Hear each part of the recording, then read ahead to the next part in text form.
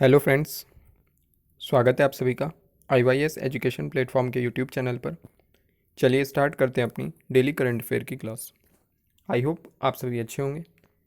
तो आज के हम क्लास में कवर करेंगे PIB न्यूज़ को, न्यूज़ ऑन एयर को, दैनिक जागरण एंड हिंदू में जो भी न्यूज़ इंपॉर्टेंट है उसको हम डिस्कस करेंगे। इसके अलावा national international days and organisations जो भी आपके एग्जाम पॉइंट ऑफ व्यू से इंपॉर्टेंट हो सकते हैं उन सभी हम डिस्कस करेंगे। तो चलिए आज की क्लास स्टार्ट करते हैं। फर्स्ट क्वेश्चन है हमारा, कुछ MCQs की प्रैक्टिस कर लेते हैं हम। फर्स्ट क्वेश्चन है हमारा, हाल ही में किसने एक स्टेशन एक उत्पाद पहल शुरू की है? आपके ऑप्शंस हैं दक्षिण मध्य रेलवे, उत्तरी रेलवे, पश्चिमी रेलवे या फिर पूर्वोत्तर रेलवे। तो इसका राइट आंसर हो जाएगा दक्षिण मध्य रेलवे। जो आपका सदर्न सेंट्रल रेलवे है तो उसने वन स्टेशन वन प्रोडक्ट नाम से एक स्कीम लॉन्च की है। हर स्टेशन पर एक प्रोडक्ट को स्पेशली वहाँ पर सेल किया जाएगा, उसको बढ़ावा दिया जाएगा उसकी सेलिंग को। चलिए नेक्स्ट न्यूज़ देखते हैं। सेम ये वन डिस्ट्रिक्ट वन प्रोडक्ट की तरह ही है। स्टेशन पर लोगों को उस प्रोडक्ट के लिए और ज़्यादा आकर्षित करने के लिए इस योजना को स्टार्ट किया गया है। चलिए नेक्स्ट न्यूज़ देखते हैं। हाल ही में नीति आयोग के राज्य ऊर्जा और जलवायु सूचकांक में कौन शीर्ष पर रहा है? आपके ऑप्शन हैं गुजरात, उत्तर प्रदेश, राजस्थान या फिर बिहार। तो इसका राइट आंसर हो जाएगा गुजरात। हाल ही में आपको पता होगा कि राज्य ऊर्जा और जलवायु सूचकांक रिपोर्ट आई थी तो उसमें टॉप किया है गुजरात राज्य ने। नेक्स्ट क्वेश्चन देखते हैं। हाल ही में थाईलैंड ओपन बॉक्सिंग टूर्नामेंट 2022 में भारत ने कितने पदक जीते हैं? आपके ऑप्शन हैं 9, 10, 11 या फिर 12। तो इसका राइट आंसर हो जाएगा 10। मैंने आपको बताया था कि थाईलैंड ओपन बॉक्सिंग टूर्नामेंट हुआ है, ठीक है, तो उसमें इंडिया ने टोटल 10 पदक जीते हैं। नेक्स्ट क्वेश्चन देखते हैं। किस विधानसभा ने केंद्र से केंद्रीय विश्वविद्यालयों द्वारा पेश किए जाने वाले पाठ्यक्रमों में प्रवेश के लिए कॉमन यूनिवर्सिटी एंट्रेंस टेस्ट को वापस लेने का आग्रह किया है? आपके ऑप्शन है तमिलनाडु, असम, हिमाचल प्रदेश या फिर गुजरात। तो इसका राइट आंसर हो जाएगा तमिलनाडु। तमिलनाडु सरकार ने कहा है कि वो कॉमन यूनिवर्सिटी एंट्रेंस टेस्ट को वापस ले लें। चलिए नेक्स्ट क्वेश्चन देखते हैं। अमेरिका के किस शहर में चौथा US इंडिया 2+2 मंत्री स्तरीय संवाद आयोजित किया गया? आपके ऑप्शन हैं न्यूयॉर्क, मैसाचुसेट्स, टेक्सास या फिर वाशिंगटन DC। तो इसका राइट आंसर हो जाएगा वाशिंगटन DC। जो इंडिया और US 2+2 डायलॉग है तो वो इस बार वाशिंगटन DC में हुई है, ठीक है। और इसके साथ ही मैं आपको इस ऑप्शन से मुझे ध्यान आ गया है, मैं मैसाचुसेट्स से बता दूं। QS रैंकिंग जो आती है आपके QS world ranking of institutes की, तो उसमें मैसाचुसेट्स यानी कि MIT जो है, मैसाचुसेट्स इंस्टीट्यूट ऑफ टेक्नोलॉजी, उसने टॉप किया है, ठीक है। चलिए नेक्स्ट क्वेश्चन देखते हैं। भारत और किस देश ने द्विपक्षीय स्पेस सिचुएशनल अवेयरनेस प्रोग्राम पर हस्ताक्षर किए हैं? आपके ऑप्शंस हैं कनाडा, UK, अमेरिका या फिर जापान। तो इसका राइट आंसर हो जाएगा अमेरिका, ठीक है। इन्होंने सिचुएशनल अवेयरनेस प्रोग्राम के लिए एक अपना कॉपरेशन किया है और MOU साइन किया है। नेक्स्ट क्वेश्चन देखते हैं। किस राज्य के मुख्यमंत्री ने हाल ही में नामगिरीपेट्टई पंचायत संघ के पिलीपक्कुट्टई में पेरियार मेमोरियल समथुपुरम का उद्घाटन किया है? आपके ऑप्शंस हैं तमिलनाडु, आंध्र, कर्नाटक या फिर केरला। तो इसका राइट आंसर हो जाएगा तमिलनाडु। लैंग्वेज से आपको पता लग रहा होगा, मुझे भी पढ़ने में डिफिकल्ट लग रहा था। तो ये तमिलनाडु की ही लैंग्वेज है, ठीक है, द्रविड़ लैंग्वेज जो वहाँ पर यूज़ होती है। तो तमिलनाडु ने किया है इसका उद्घाटन। नेक्स्ट क्वेश्चन देखते हैं। स्वदेश में निर्मित ड्रोनियर 228 विमान ने असम से किस राज्य के लिए अपनी पहली व्यावसायिक उड़ान भरी है? आपके ऑप्शन हैं मेघालय, त्रिपुरा, अरुणाचल प्रदेश या फिर सिक्किम। तो इसका राइट आंसर हो जाएगा अरुणाचल प्रदेश। ओके, अरुणाचल प्रदेश, असम से अरुणाचल प्रदेश ही उड़ान भरकर गया है। मैंने आपको कल ही न्यूज़ में बताया था कि ड्रोनियर विमान को शामिल किया गया है, ठीक है। चलिए नेक्स्ट क्वेश्चन देखते हैं। राष्ट्रीय बाघ संरक्षण प्राधिकरण की 20वीं बैठक किस राज्य के पाखे टाइगर रिजर्व में आयोजित की गई है? आपके ऑप्शन हैं उत्तराखंड, अरुणाचल प्रदेश, तेलंगाना या फिर बिहार। तो इसका राइट आंसर हो जाएगा अरुणाचल प्रदेश। ऑब्वियस सी बात है कि जो पाखे टाइगर रिजर्व है तो वो अरुणाचल प्रदेश में ही है, तो वहीं पे ये मीटिंग NTCA की आयोजित की गई है। आपको पता होगा national tiger conservation authority NTCA, जिसकी अध्यक्षता कौन करते हैं?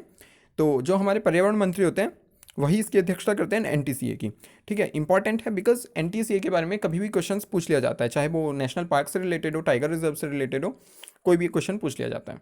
ओके, चलिए अगर हम बात करें कि बिहार में कितने नेशनल पार्क हैं, तो प्लीज़ आप मुझे कमेंट सेक्शन में बताइए कि बिहार में कितने नेशनल पार्क हैं। अगर कोई प्रपोज्ड है न्यू, तो प्लीज़ आप मुझे उसका नाम बताइए, लोकेशन कहाँ पर प्रपोज्ड है। नेक्स्ट क्वेश्चन देखते हैं। आईसीसी ने ऑस्ट्रेलिया के राचेल हिंस और किस खिलाड़ी को मार्च 2022 के लिए ICC men's and women's player of the month नामित किया गया है? आपके ऑप्शन हैं ऋषभ पंत, श्रेयस अय्यर, विराट कोहली या फिर बाबर आजम। तो इसका राइट आंसर हो जाएगा बाबर आजम। ठीक है, नेक्स्ट क्वेश्चन देखते हैं। किसने माधवपुर घेर मेले का उद्घाटन किया है? आपके ऑप्शन हैं राष्ट्रपति, उपराष्ट्रपति, प्रधानमंत्री या फिर लोकसभा अध्यक्ष। तो इसका राइट आंसर हो जाएगा राष्ट्रपति ने वर्चुअली इसको इनॉग्रेट किया है, माधवपुर घेर मेले को। चलिए कुछ और क्वेश्चन देख लेते हैं। किस आईआईटी के शोधकर्ताओं ने भारत का पहला पॉलीसेंट्रिक प्रोस्थेटिक घुटना कदम लॉन्च किया है? आपके ऑप्शंस हैं IIT Bombay, IIT Delhi, IIT Madras या फिर आईआईटी पटना। तो अगर हम बात करें घुटना कदम की, तो इसे आईआईटी मद्रास ने डेवलप किया है। ओके, अब कदम से ही आपको पता चल रहा होगा प्रोस्थेटिक घुटना है ये एक। ठीक है, तो इसको लॉन्च किया आईआईटी मद्रास ने। वेरी वेरी इंपॉर्टेंट है, इसको आप ध्यान रखिए। नेक्स्ट क्वेश्चन देखते हैं। हाल ही में पड़ोसी देश पाकिस्तान का नया प्रधानमंत्री किसे चुना गया है? आपके ऑप्शन हैं शहबाज शरीफ, नवाज शरीफ, फवाद खान या फिर तनवीर भुट्टो। तो इसका राइट आंसर हो जाएगा शहबाज शरीफ।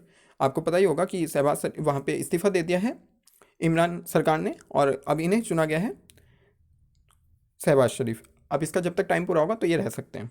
ठीक है, अगर और कोई विघ्न नहीं आया तो, विघ्न। चलिए नेक्स्ट क्वेश्चन देखते हैं।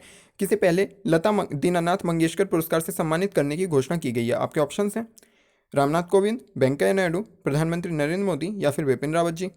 तो इसका राइट आंसर हो जाएगा प्रधानमंत्री नरेंद्र मोदी जी। मैंने कल ही की न्यूज़ में आपको बताया था कि ये इसी बार स्मृति में लता मंगेशकर जी की लता दीनानाथ मंगेशकर पुरस्कार स्थापित किया गया है। तो पहली बार इस अवार्ड को दिया जाएगा प्रधानमंत्री नरेंद्र मोदी को, और ये जन सेवा के लिए दिया जाता है। नेक्स्ट क्वेश्चन देखते हैं। हाल ही में किस देश ने शाहीन 3 मिसाइल का सफलतापूर्वक परीक्षण किया है? आपके ऑप्शन हैं ईरान, पाकिस्तान, कतर या फिर यूएई। तो इसका राइट आंसर हो जाएगा पाकिस्तान ने। नेक्स्ट क्वेश्चन देखते हैं। किस राज्य सरकार ने वृद्धावस्था पेंशन को 1200 से बढ़ाकर 1400 रुपये किया है? आपके ऑप्शन हैं हिमाचल प्रदेश, उत्तराखंड, गुजरात या फिर राजस्थान। तो इसका राइट आंसर हो जाएगा उत्तराखंड सरकार ने किया है ऐसा। ठीक है, पेंशन बढ़ा दी है उन्होंने।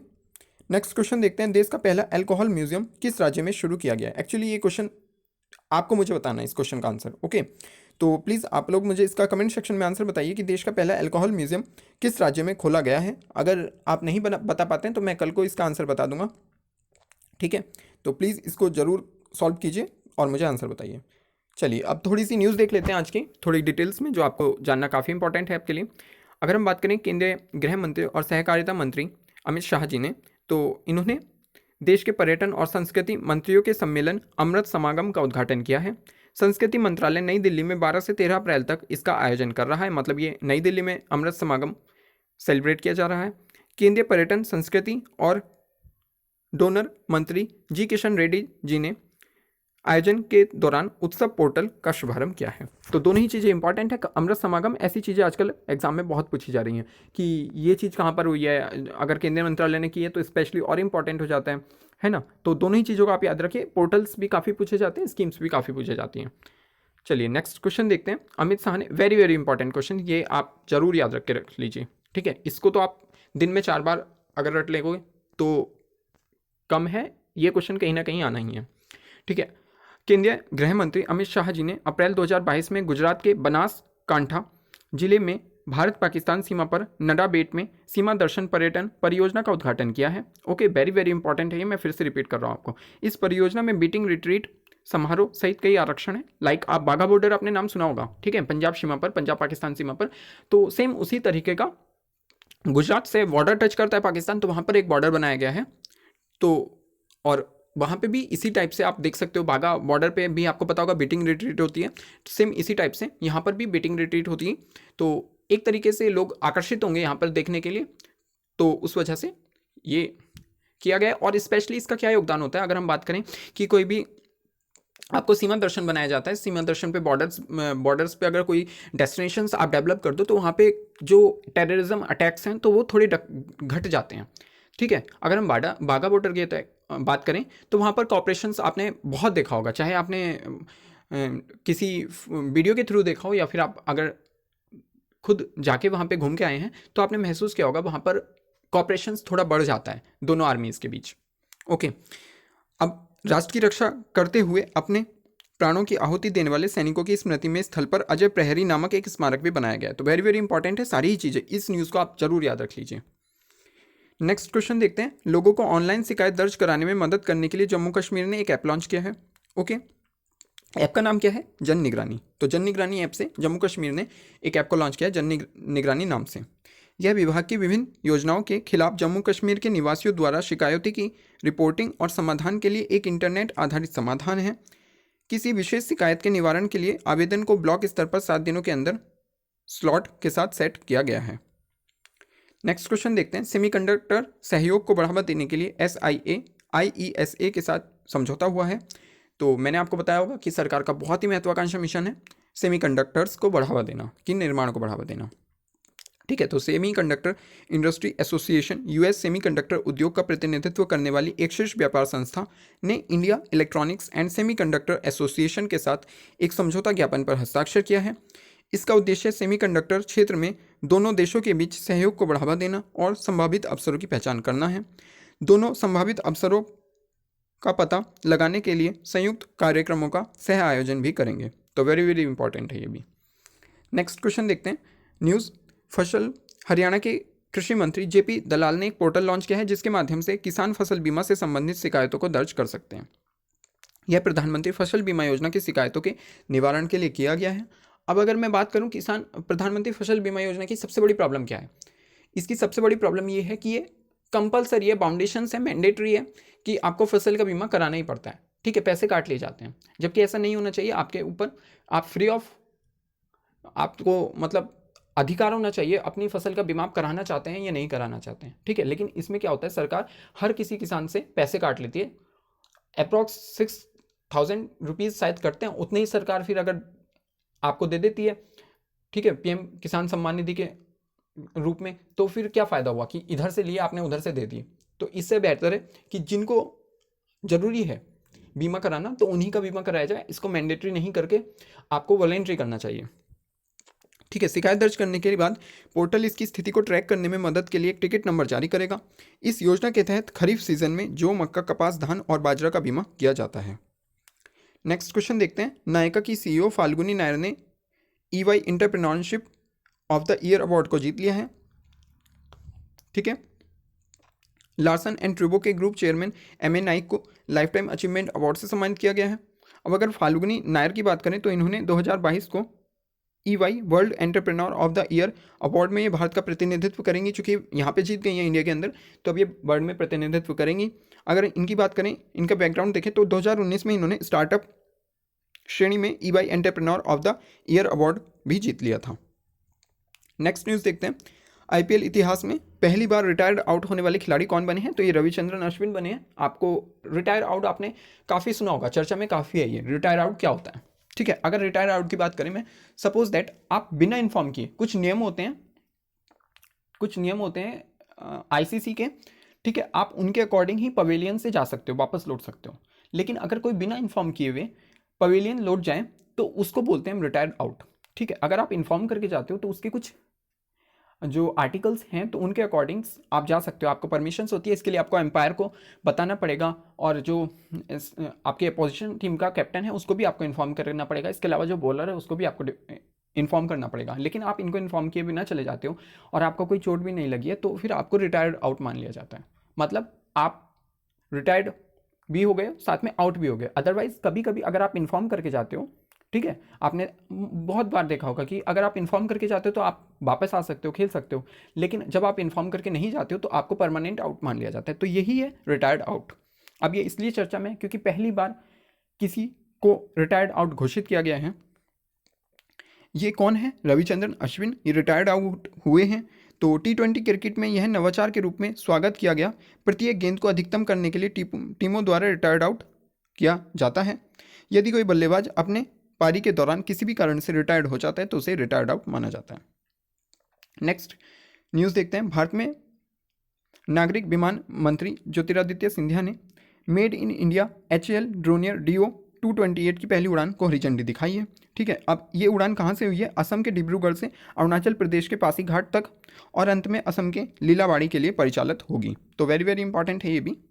ठीक है, अलायंस एयर ने हिंदुस्तान एरोनॉटिक्स लिमिटेड के साथ भारत में बने ड्रोनियर विमान के संचालन के लिए एक समझौता ज्ञापन पर भी हस्ताक्षर किया है।